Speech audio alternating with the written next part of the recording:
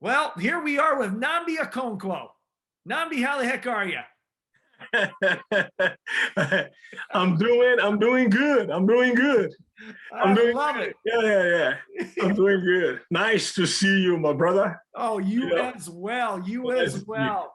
You. And it's funny because, okay, you know, we don't typically introduce it like that. I mean, welcome to another episode of Stoke Meter, but I'm excited because we have Nnamdi Okonkwo. And Nnamdi Okonkwo is one of the premier artists in African art. And I met Nnamdi, good grief, back in the 80s. And late 80s, man, late 80s. I know, man. The funny thing, Karch's wife was actually there, right? Wow. She was leaving right when you were coming in into that school over there. But since that time, I'm gonna let you tell the story. How did you even get to Hawaii to go to school? Man, it's a crazy story, man. It's really a crazy story. You know, I mean, I guess I could say that, you know, I got recruited to play basketball from Nigeria. You know, that's kind of how I ended up there, you know, but the story behind it is too long to tell. Oh, you got to tell a little bit about it, though, because you didn't even play basketball when you were in Nigeria until later on, right? Yeah. I didn't start playing basketball early in life, you know. In fact, I didn't even know what basketball was until I was. I had never ever seen a basketball game, had never ever seen a basketball until I was about maybe 17. And the only reason I had to figure out what basketball was because I grew tall. You know, I'm about 6'8", 6'9", you know, and when I was 17, we had moved from a little town where I was born to a bigger city. If I had remained in the little town, I wouldn't be here now, let's put it that way. Yeah. But because we moved to that bigger city, I would run into people and the first thing they will ask me is, do you play basketball? You go, what's basketball? And I'm like, what the heck is that? And I got tired of saying no. You know, especially when I saw that, you know, when I said no, it was almost like, you know, I went down in the rungs of being cool. Because you see, basketball was an American sport. And if you played it, that meant you were cool. So when I said I didn't play it, suddenly I wasn't as cool, you know? Yeah, so I had to figure out what basketball was. So that's kind of how I ended up playing basketball. You know, it's crazy. So peer pressure, basically. It is. Yes. How long were you playing basketball before you got recruited? Probably about, let's see, about 5 years. You know, yeah, but you gotta know that wasn't really organized basketball, you know. So when I got to Hawaii, where I met you, I had never ever run a play before. You know, I didn't know what it meant. Suddenly, I was thrust into a situation where I had to learn a play, I had to run a play, you know. Yeah, so there was a lot of pressure on me, which nobody knew, by the way, you know, because the way I carried myself, you know, yeah, it's crazy. So how'd they find you? How'd they find you in Nigeria to come play ball? Man, you guys are asking me questions that require 5 hours to recount. We'll do a part 2 then. Oh man, you can do a 7-part series if you want, man. I tell you, I got so many stories to tell. You know, the funny thing is that I didn't know how the coach in Hawaii found out about me until I got there. I remember one day I was saying to him, how did I even end up here? How did you ever get to know about me? You know, it was then that he told me about a guy who I knew in Nigeria, but who I didn't know was the one that, you know, communicated with the coach and told him about me. Yeah, but I did not have any idea. It was completely a miracle to me. Yeah, it's just amazing, you know, and I can get it. Okay, go ahead. Oh, I was going to say, well, it sounds like we've got as far as you getting there, that's a whole nother episode we need to Oh, yeah. have. Oh man, But- it's let's put it this way. I mean, I can get into it now, but it's gonna take up the whole podcast. Sure, Seriously, it's gonna take up the whole hour. So I don't know. Whatever you guys want me to do. Well, let's get into what you really enjoy, and that's the art. Yeah. Let's talk about your kind of story along those lines, because I think as much as people understand that it's difficult to make a career in sports, Yes, I'm sure it's also very difficult to get started and get a career in art too. I think that's fascinating. Well, Yes. I want to interject a little bit about this, because when I first met Nnamdi, I had no idea what the heck he was doing except playing sports. I remember you were dilly-dallying in art over there.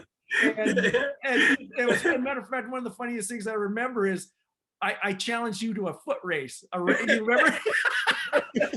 and Nnamdi's 6'9" and I'm 5'7".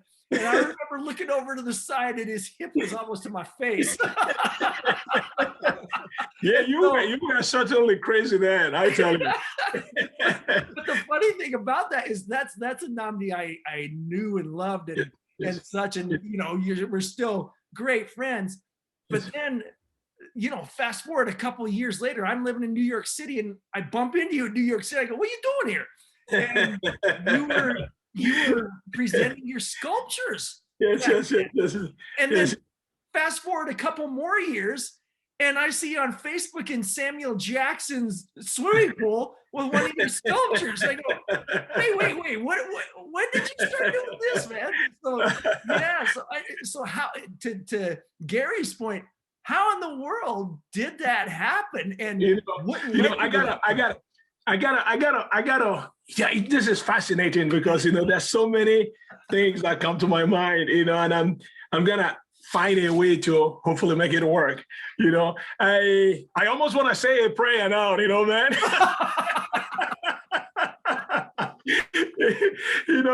But you see, everything in my life is sort of interwoven. You see, my basketball life and my art life are so strongly interlaced, because the without my art, I wouldn't have found basketball. And because of what I learned in the beginning, through my art, I was able to persevere and make it to Hawaii, yeah, with a basketball scholarship. So they're all interwoven. So when I came to Hawaii, I had already known I was an artist because I had studied quite a bit in Nigeria art, but I felt that art was something that I could always do. Basketball was the thing that was at the top of my mind then. I knew you could only play basketball for, I mean, when you're 40, you couldn't be playing basketball, but you can still do art. Yeah, but let me go back and tell you how I got introduced to art, because you're asking that question. See, when I was growing up, I mean, one of the fondest memories that I have is, and this is as far back as I can remember, was having this love for art, and but I never considered myself that I was very talented in it, but I just loved art. And my mother would encourage me, which was weird because, back in those days, even now, it's hard to hear that. Parents will want their kids to do something more practical, but my mother will encourage me to, in art, and I had an experience when I was about 7 that kind of devastated me and sort of caused me to turn my back on art. Because I felt it wasn't something worthwhile for me. And I'll tell the story quick. I was about 7. My aunt was going to visit, my father's sister. We only saw her maybe once every other year. So being 7 and, always wanting to please, I was anticipating and excited about her coming. So I thought, what am I going to do? What am I going to do for her when she shows up? So I thought I will make a drawing. And I did this drawing, and I knew that she was going to approve of it. She was going to be excited about it. So when she shows up, the first thing that I did was present this drawing to her. And she looks at the drawing, and I'm thinking, with anticipation in my eyes, thinking that she's going to be like, wow, And she says to me, when are you going to start using your time more wisely? And she tossed the drawing aside, Oh. Oh, man, this was, it was like the proverbial putting a knife in my heart. I was devastated, and I walked away. And from then on, I sort of withdrew, from art. It stopped being the thing that I wanted to do. You see what I mean? Yeah. So, but I mean, and this is why I believe that I kind of believe in destiny, but I also believe that people have their destiny in their hands, in the sense that your decisions will eventually determine your destiny. Because when I was 17, and I forget about art, I just completely forget about art. But when I was 17, I had graduated from high school and I was wanting to go into a higher institution.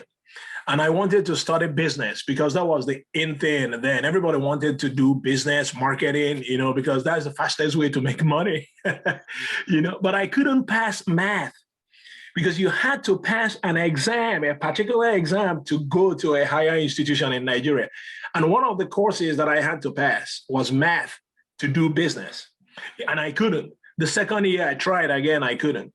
And my mother would always say to me, I think you need to go and study to be an artist.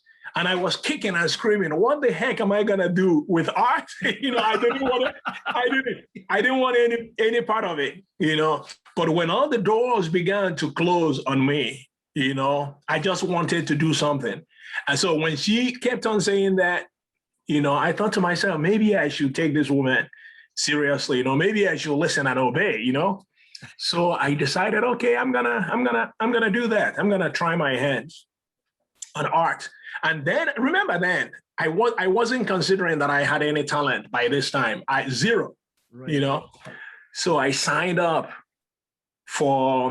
I applied and got accepted in an art institution. Okay. The first week I was in that institution, I started regretting what I did because it was obvious to me that the guys that came in with me, we are already they were like Picasso already, And I'm like, what am I doing here? Anyway, but within a couple of weeks that I was there, I had an encounter with a guy named Paul that was to change my whole life, And see, Paul was a senior student, majoring in painting in that school. He was fantastic, and we wanted to go to their studio to look at their works, the senior students, but we couldn't because in Nigeria, there's this thing about class and seniority. You didn't go anywhere like that unless you were invited in, but one day, we felt like there was no one in their studio, and we decided we needed to crash in and see what they had in their studio, which we did, and we were, and it was rumored that some of the final year students were so great, and some of them were bad, some of them were worse than us. So we went into their studio thinking there was nobody there, and of course, we were blown away by some of the paintings that we saw. And I remember we were admiring one of them, and suddenly we hear something when we turn around, and there was a guy coming out from an adjoining room there that we didn't know was there. It turned out it was Paul, and we were scared. We were young kids, and we started, but then we found out he was the guy that painted the masterpiece that we were admiring, so we began to lavish all kinds of compliments on him, telling him how great he was. Right. That was when he said to us, I'm going to tell you guys one thing. There were about 4 of us or 5 of us there. And then he proceeds to tell us this. He says, you guys can be better than me if you want, or you can be equally good, by the time you become a final year student. And we're like, what? And he says to us this, that all it's gonna take was practice. That if we leave that studio that day and go buy a sketchbook and drew and sketched like if our lives depended on it, you know, in 4 years, you know, we're gonna be just as good as him or maybe better. And then he said something else. He said, well, you know, you're gonna take this seriously, you know, because don't let any day go by without drawing. Even if you fall asleep at night and realize that you turn around in the middle of the night and it came to your mind, oh, I didn't draw today. Pull yourself up, you know, set something up and draw.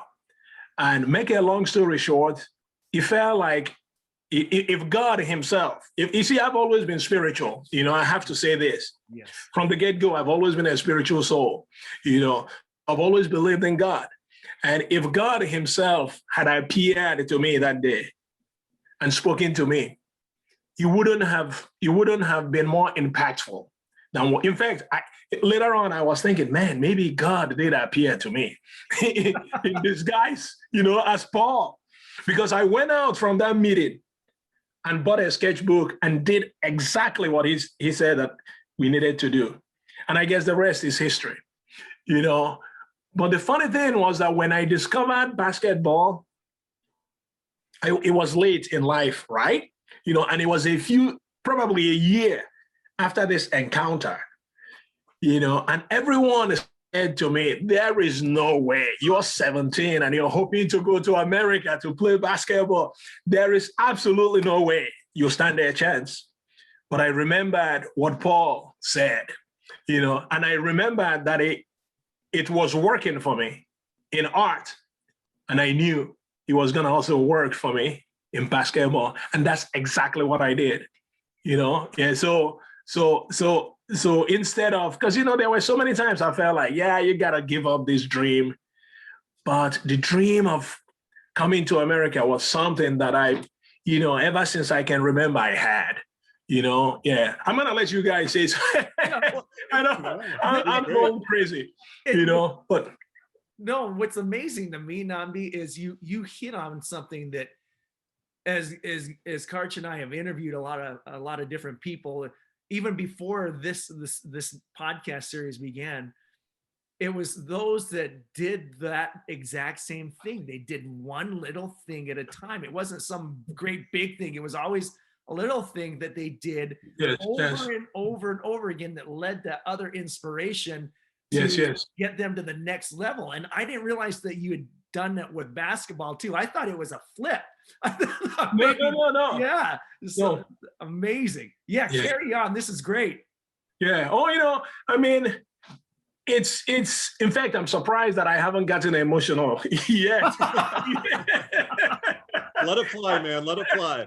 And I'm hoping I don't, you know, because this is, I mean, because I look back now and I said, see, my dad passed when I was 12. Yeah. And if he hadn't passed away, my mother had only one sister, you know. I mean, that was only the relative that I really considered a relative. You know, she was the only one that was very close to us. It was her, you see, after my dad passed away when I was 12, my mother's sister insisted that we leave the little town where we were living to move up to the city where she was living so that we can be close to her, you know, so that she could help us. If it wasn't for that, I wouldn't be here now, because it was when we moved that I decided to study art. And then I went to the art school that was in the same city where I discovered basketball. You see, yeah, so you look back, you know, and you see how things that might have been difficult when they happened to you, even devastating when they happened to you, became the way, you know, that your life was being, you know, kind of moved to the direction that it's supposed to go. Well, I think that that also says a lot for your mother. I imagine it sounds to me like she was a very incredibly strong person, because here she lost her husband, and I imagine the knee-jerk reaction would be to start leaning on you and yes. have you go into something, you're like, okay, I need you to be a lawyer or something so that you can help support the family. No, that's amazing. It is. It's crazy. Yeah, it's funny thing, you know, in all these years, I never really thought of it this way. They never occurred to me this way. Yeah. See, my mother is 88 now, and she lives with us. And, you know, she's sort of like the shell, physically speaking. Her mind is still sharper than mine, but she's the shell of the person that she used to be, physically speaking. But so she's very strong mentally. She had a lot of things, you know, that happened to her that would have destroyed her if she wasn't. So, for instance, she came from a family of she had about 13 siblings or 12, I can't remember. Yeah. All of them passed away in their infancy. Wow. Wow. Including her parents. Oh. So she was brought up by her uncle. So this sister that I'm telling you that she has, who, you know, sadly passed away a few years ago, was actually her cousin. You know, so when she moved in with her uncle, you know, her mom's brother, you know, that's when she became really very close with that cousin, you know, and unfortunately, that uncle passed away a few years later, you know. Yeah, so she's had to go through a lot of, you know, tough things in life, but you know, she reminds me of that poem. I wish I can remember where he talks about what is this poem? If I said it, you'll remember. But if it comes to my mind later on, I'll mention it. You know, but she's had to go through a lot, and through it all, you know, her faith is still as strong as ever. You know, yeah, she's one heck of a woman. Yeah, and she had faith in you too. Yeah. You can tell. Yeah, she saw the potential in you. Yeah, which is amazing because you know, a lot of my friends, you know, that I grew up with, thanks to Facebook, were able to keep in contact. Even now, they mention it to me and they mention it to the whole world that I was the last person that they would have expected to be successful in life, because all I wanted to do was goof around, talk, you know, anything for fun. You know what I mean? I never distinguished myself in any field of endeavor, except in perhaps talking, you know, and just, yeah. So it's amazing. So for my mother to have had faith in me, then, you know, it's just mind boggling to me.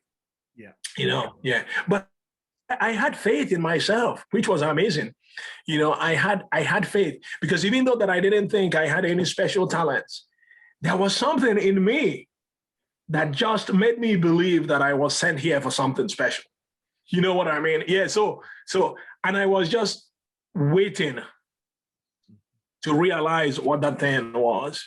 Yeah. You know, so when I spoke with Paul, you know, when I had that encounter with Paul, it was almost the beginning of the new me, you know, because it was almost like I heard from him.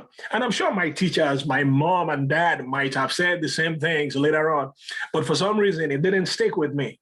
But when Paul said that, you know, it was almost like I heard for the first time the way to become who I thought that I had the potential to be. Mm-hmm. Yeah. Well, it's interesting you say that. I mean, that really could have been an experience that could have gone very different. Like you said, I mean, you guys were sneaking in, you know, so I think it's so interesting to see people like you that have been successful in what they've wanted to do in life, or kind of like you said, that kind of their destiny. It always seems like there's those moments that could have gone either way. Yeah. And yet, you know, here you are. Like I said, it wokened up the giant, so to speak, in you. Yes. And even though you felt that and you always knew that you were going to be an artist, there's always those moments that I think are so interesting that kind of just get you going. And after that, there was no stopping you. Yes. You know, what's also interesting with that, though, too, is that because of all those experiences, I remember when you were going through some pretty rough times over there at the university, right? And, I remember in some of those conversations, you would refer back to those strong people and how Yes, yes. you needed to you needed to not prove yourself, but essentially it drove you to become better and to understand that everything you're going through is a temporary thing. And Yes. and again, I look back at that time. I mean, heck, that's almost 30 years ago, right? Man. And here you are in the limelight. I mean, I've seen you everywhere lately. What's amazing of all that is that you're still the same giddy, fun person that you were back then when we were giving each other a hard time. And I think that that's a true testament of the type of individual that all those people helped you become. You're true to Yes, yourself, yes. not bending to what people Yes. think and Yes. driving. Yes, Great. there's been, I was gonna say I may be giddy, but not quite as you, you know.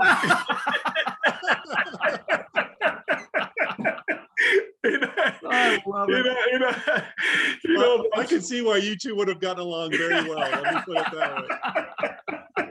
I mean, we were next door to each other, you know, and I remember we would goof around during the day, and then at night I couldn't sleep, you know, because I was going through some terrible time, you know, and I'll open the door and I'll knock on Maurice's door, and him and his roommate will be like, and I'm thinking, they were thinking, this is Nnamdi again. What does he want?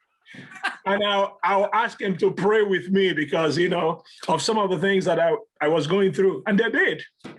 Yeah. That's awesome. You know, it's just, you know, there's kind of a saying. I believe this is kind of like a Nigerian, maybe an African saying. My mother used to say that, you know, when she would encourage us to work hard, and she would say, but you know what, you know, and this is, you know, because, you know, most kids are lazy, you know, I probably was lazy too then.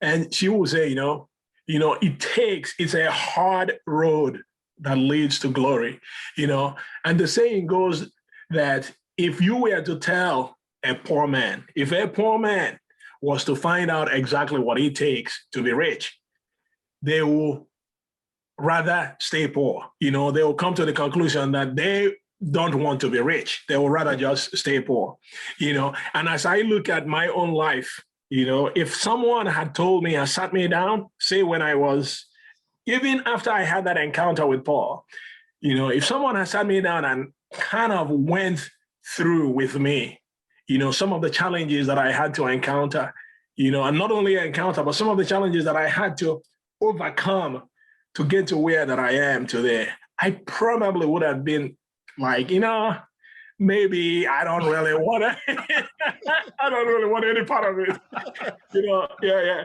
So because I've had to, and this is where I, you know, in the beginning, I said something to the effect that, you know, I sort of believe in destiny, but I also believe in the fact that you have to act to make that destiny, you know, come to be. Because there were so many instances in my life, like you guys have suggested, when I could have taken the other road, you know. And there's one that I want to share real quickly, Yes. you know, that, you know, it's amazing because I'm writing some of my life story right now, you know, and that's the exact spot that I am in the story, you know. And it was, I mean, it's just, man, it's a long story. I don't even know how to, you know, make it short, but suffice it to say that at a point, you know, I told you that I've always had a dream to come to America. Even till today, it's been 30 years since I've been to America. There's no day that goes by that I'm not grateful that I'm in this country, you know. And I think it stems back to how much I wanted to come to this place, you know. So, and there were so many obstacles in my way. And I remember when I finally got connected to the basketball coach in Hawaii. And, you know, back then, all we did was write letters, you know. And we finally came to a point where he agreed that he was going to recruit me. But then he sent me all the documents and particulars. But he warned me that I needed to have a visa before January 7th, 1989, or else I couldn't come. I'd have to wait for the next year, you know? And man, I could have cut off an arm to come to America then. So there wasn't anything I wasn't gonna do.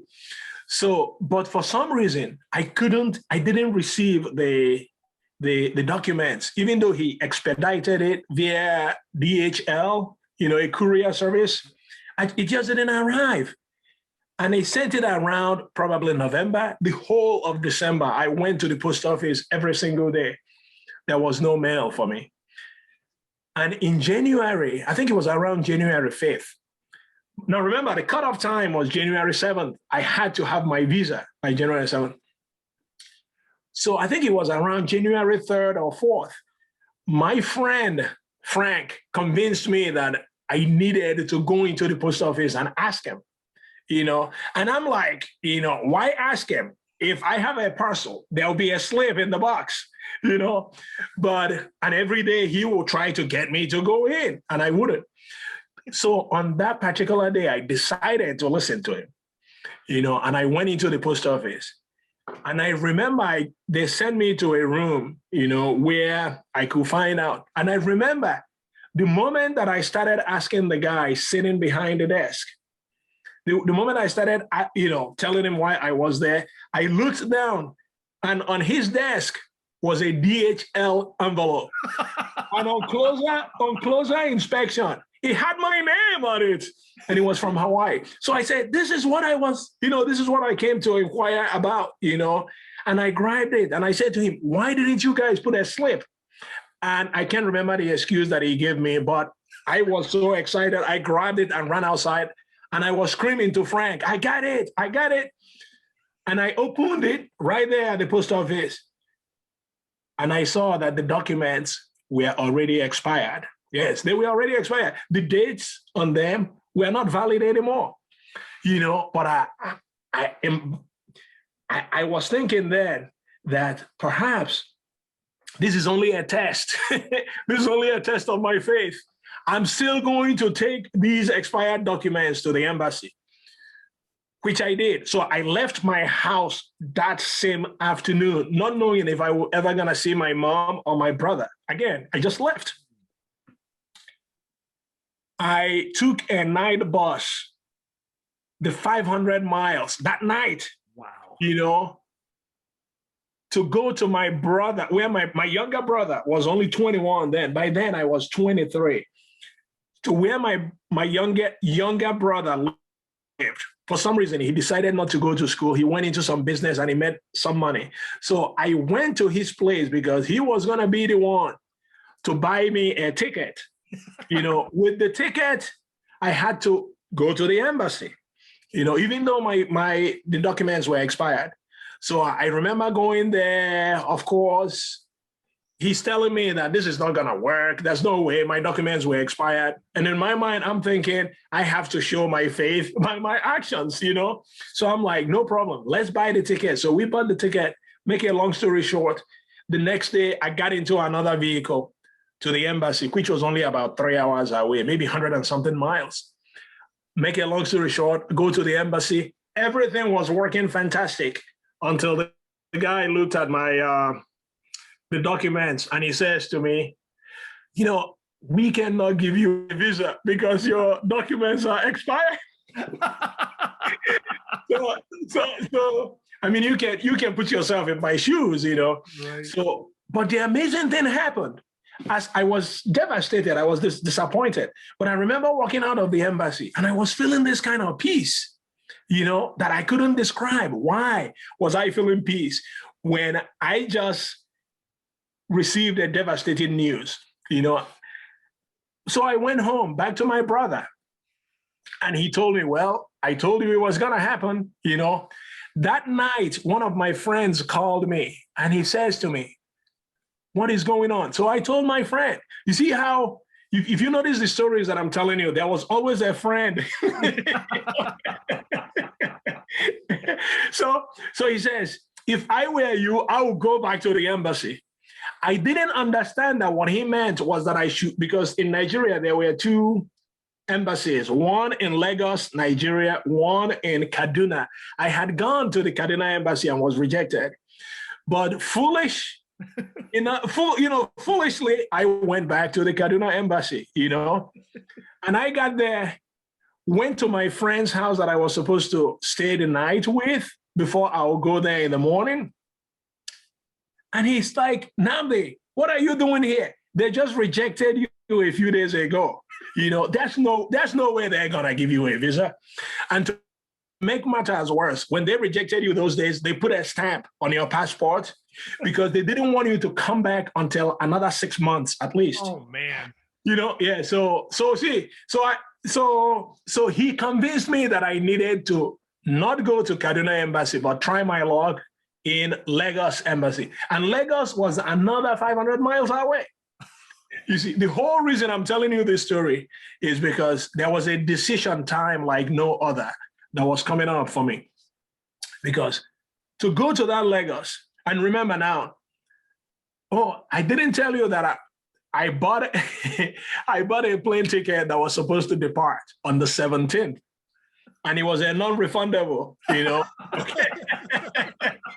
And by this time was like, okay, I don't remember the exact dates, but this evening that I was having to make a decision whether to again board a night bus to go to Lagos from Kaduna was the eve of Martin Luther King Day, 1989.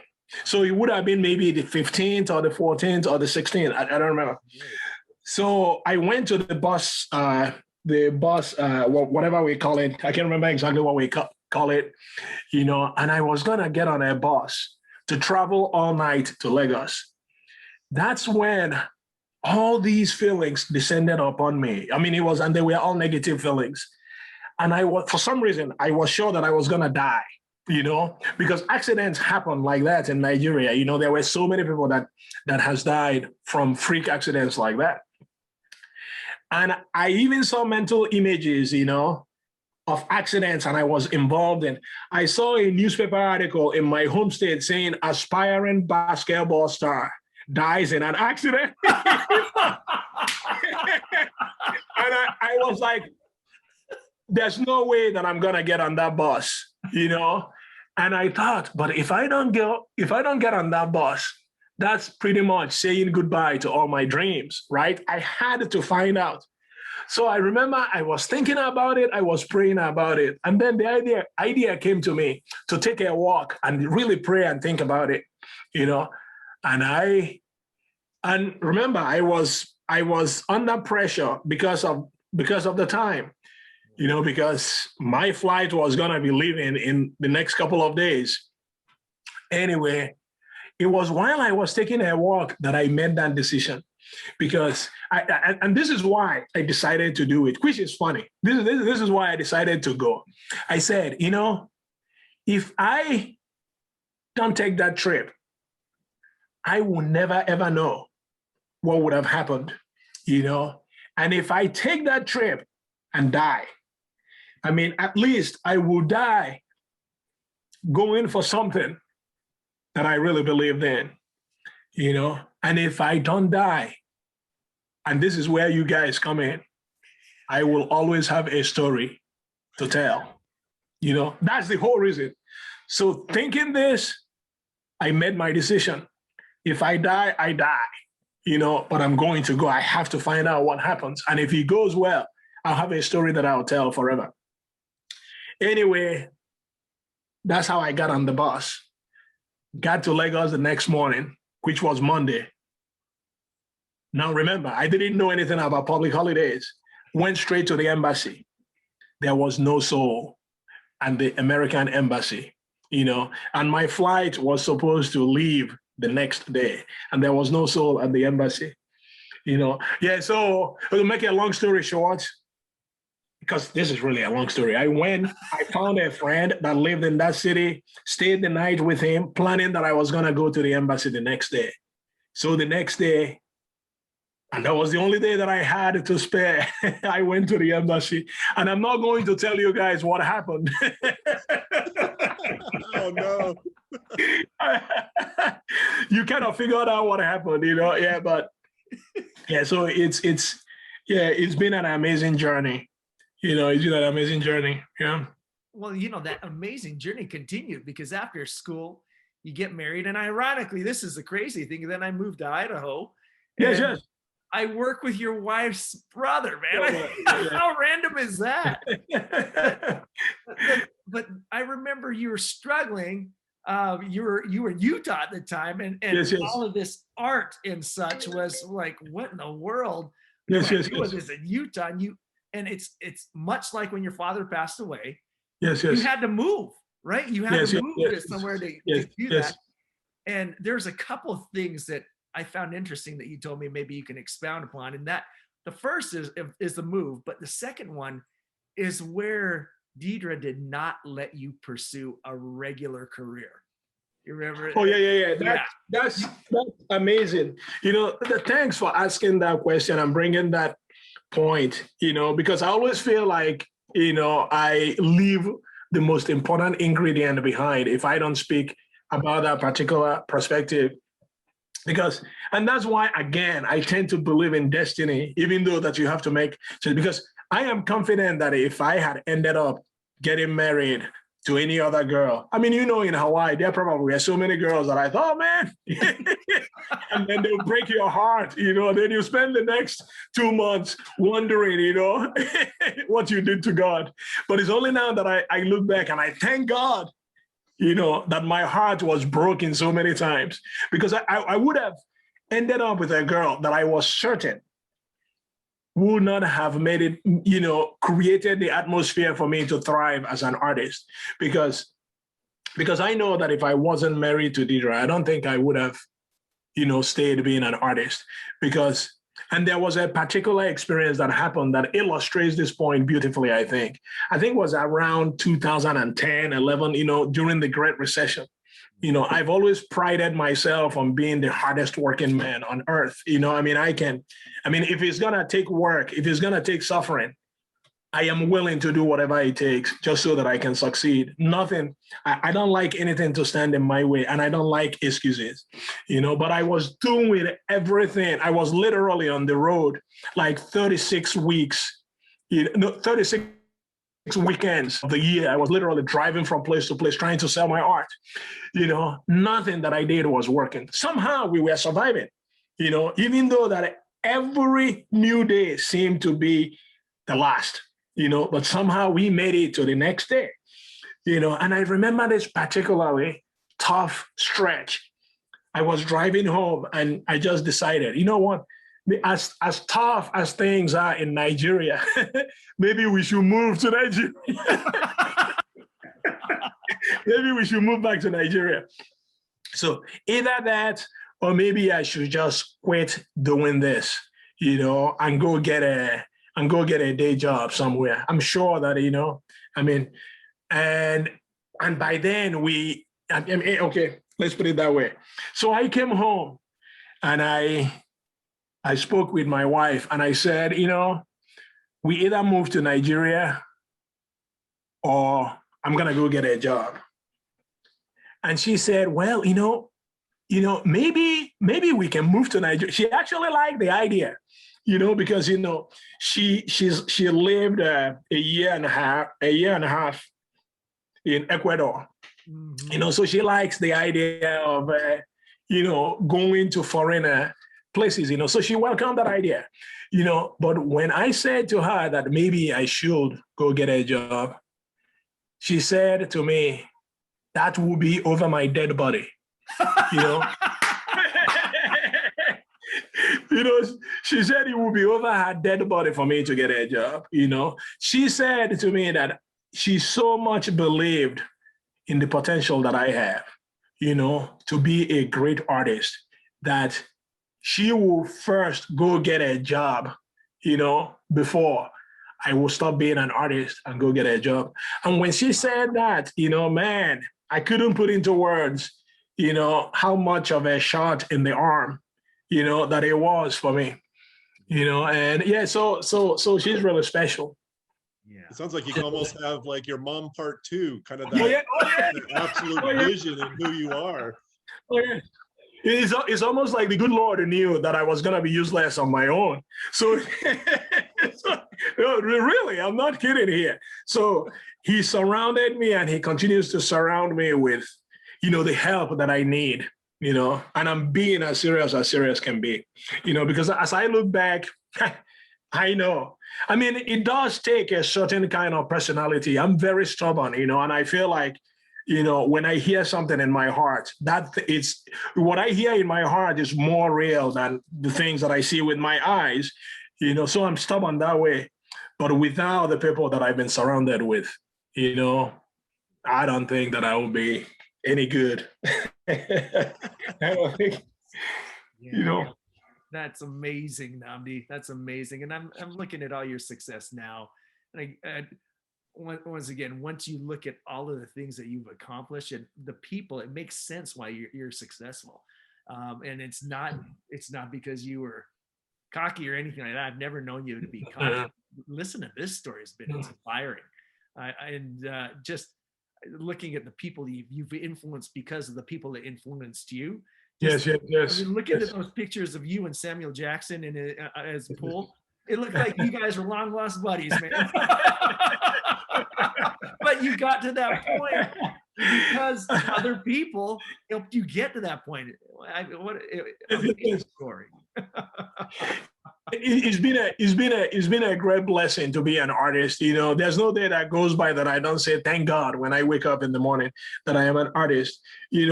I've got to do things, meet people that I get, it's almost like on a daily basis, emails and phone calls from people that have purchased my work one place or the other, or might have seen a clip of my work on the internet. They will call or they will text to tell me how impactful that experience is being to them. I spent about a month in China, a few years ago, only because they saw my work on Facebook and wanted to bring me over there to do the biggest sculpture that I've ever done. And to see how they treated me, it's just amazing. And yet it's funny because I gotta find a way to insert this, not with any animosity in my mind, because people always do what they believe is right. People are well-meaning, but you may not know this, but while we were at BYU Hawaii, so many times the parents of my friends will come from the mainland, and inevitably they'll want to take their kid and his or her friends to dinner, and inevitably the discussion at dinner will eventually gravitate towards, hey, what are you studying? And this friend will say, I'm going to be a doctor, I'm going to be a lawyer. Computers were the in thing then. I'm going to be a computer this and that, and it will come to poor me, and sheepishly I'll say, I'm starting to be an artist, and I could, because I'm sensitive, I'm an artist, and I could see the look, the fleeting look in their eyes, like, is this guy crazy? And on like one or two occasions, the dad of my friend will take me outside, on our way out and say, son, so you came all the way from Africa. They didn't even say Nigeria. They'll say, son, you came all the way from Africa to go to school here. And you think that's what you want to study is art. And I'm like, yeah.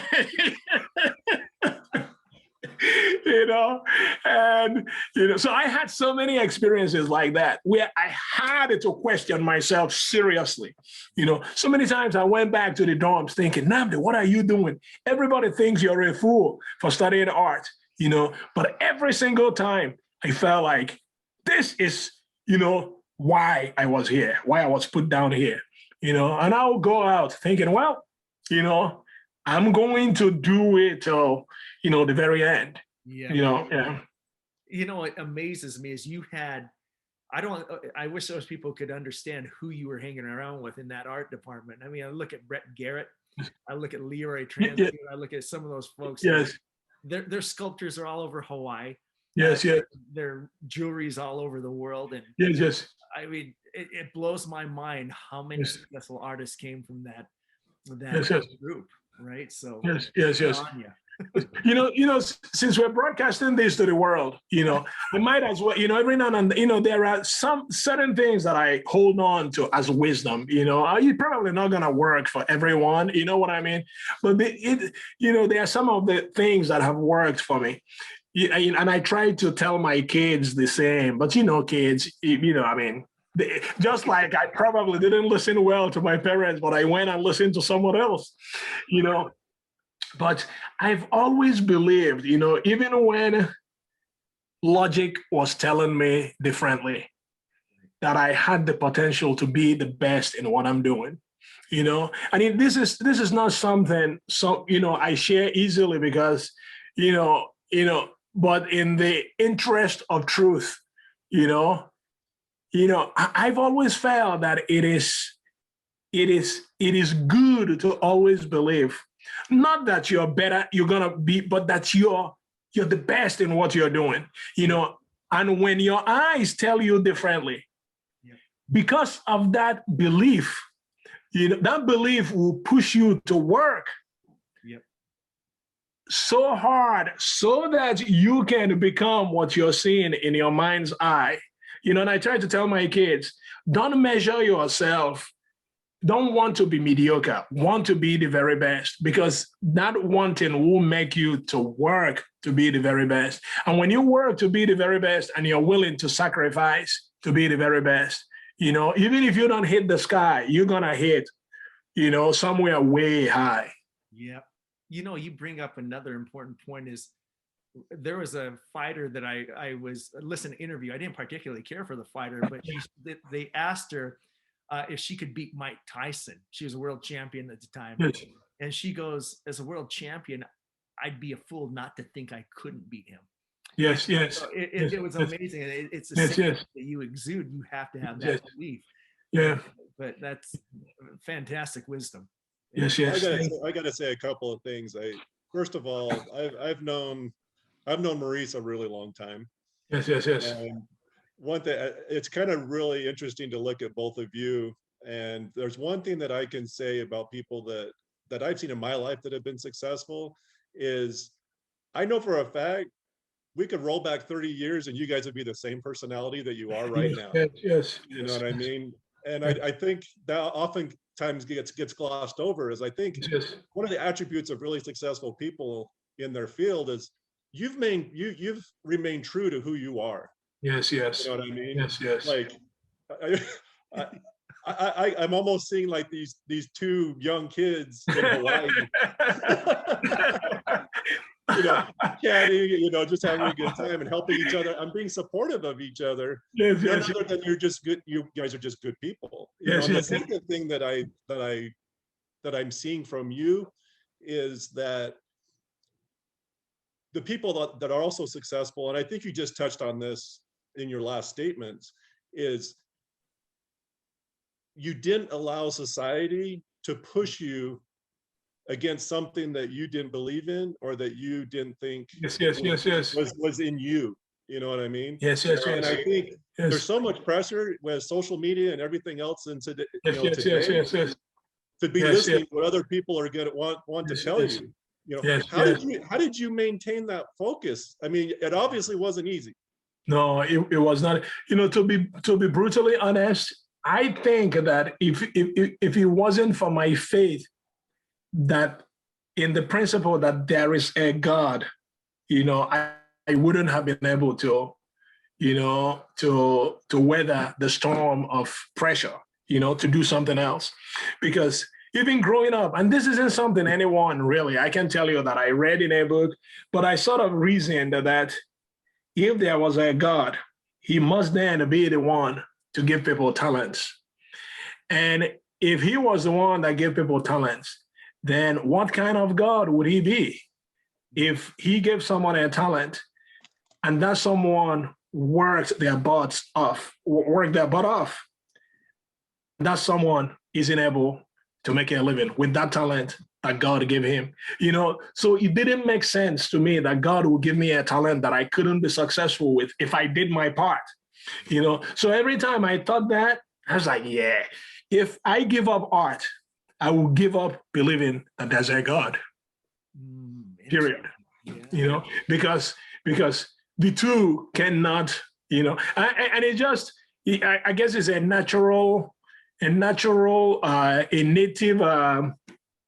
native attribute that I think that I have, that I don't take things just, at their face value.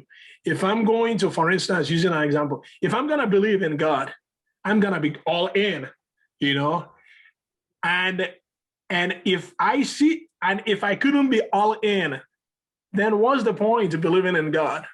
Yeah, so I've used every experience, the good and the bad, especially the bad, to kind of experiment, to see, Without that faith that I had in God, I wouldn't have been able to.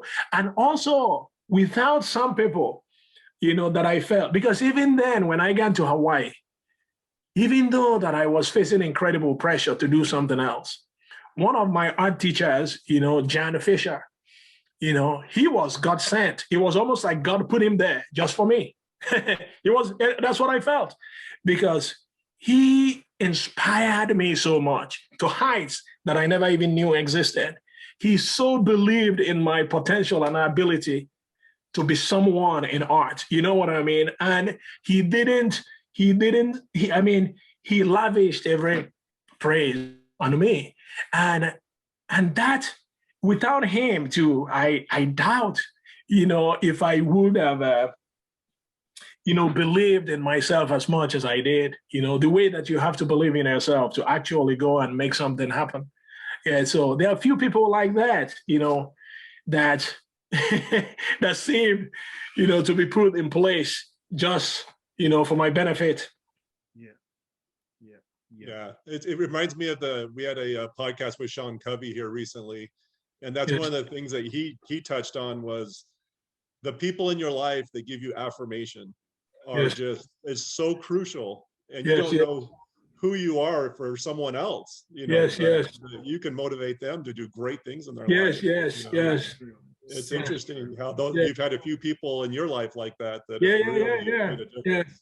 And you begin to feel that you don't want to let these people down. You know what I mean? Because they believe you can do anything. You see what I mean? Yeah. And because they believe you can, and they are sensible people. You're not paying them to believe what they believe. There's something they must be seeing that you may not be seeing, but they believe you can do anything, and you don't want to let them down. True. Oh, that's awesome. No, this is I don't want to take a whole lot of your time, but we said this with multiple guests, but it stands true. We got to do this again, man. There are so many good things that are coming from this, and literally we could go on and on and on. But the inspiration that you've evoked over this interview, I mean, I could feel it. This is really, really thought-provoking stuff that I know that my family's going to benefit from once they listen to it. Yes. Yeah, we've got to break this down even more. You've got so many chapters in this story that I want to hear. We've got to do more. We absolutely have to do more. It's been a pleasure. Yes. I mean, if you guys are not just saying that, to make me feel good, I will be ready when you're ready. No, we are definitely doing this again, man. So watch out. Watch out. Hey, I want to really thank you guys. I want to really thank you guys for this opportunity, because remember what I said, that one of the reasons that I took some of the steps, as difficult as they might have been in the past, was because I felt that if I succeeded, there will be opportunities like this to tell that story, to inspire others, so you were awesome. We're dead serious, so it's on. So thank you. We will catch you soon, my friend. Okay. All right. God bless, man. Both of you. God bless. You guys are cool. You. Yes. Later.